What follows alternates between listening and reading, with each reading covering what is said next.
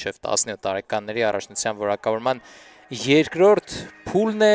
B5 խմբի խաղերը կայանում են Երևանում եւ Հանրապետական ստադիոնում մեր ընտրանին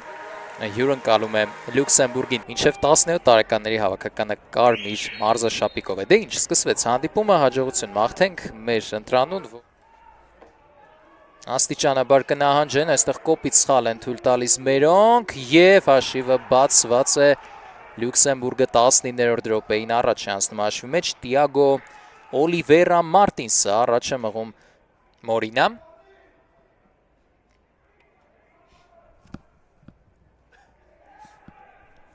երկար փոխանցում առաջ սխալվում ենք այստեղ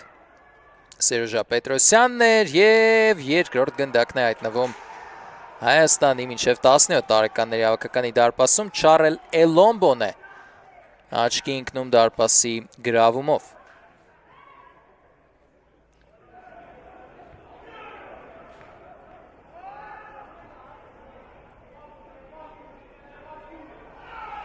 Գործում է գնդակը Ռաֆայել Մինասյանը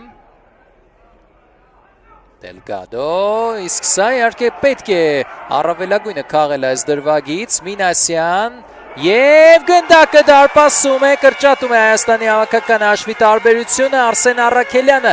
վերջապես իր ակտիվությունը տվեց արդյունք և հաշիվը կրճատվում է, բրավո իհարկե Ռաֆայել Մինասյանին և բրավո Ալեքսանդր Պետրոսյանին, որի փոփոխությունները ի վերջո տվեցին, արդյունք խլեց գնդակը Մինասյանը մի պահ թված, որ ուժեղ է փոխանցումը եւ կհասնի Մորինան, բայց սխալվեց Լյուքսեմբուրգի հավաքականի դարպասապահը եւ ցածի դարպասը շատ ուժգին հարվածով, ուժգու հարվածով մոտ տարածությունից գրավում է Արսեն Առաքելյանը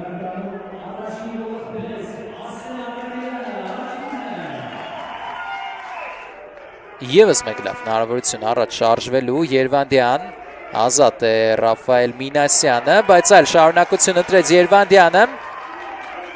Արսեն Առաքելյան, լավ խաղարկեցին և Երվանդյանը հաշիվը դարձնում է 2-2 չկա խաղից դուրս փայլուն գրոհեր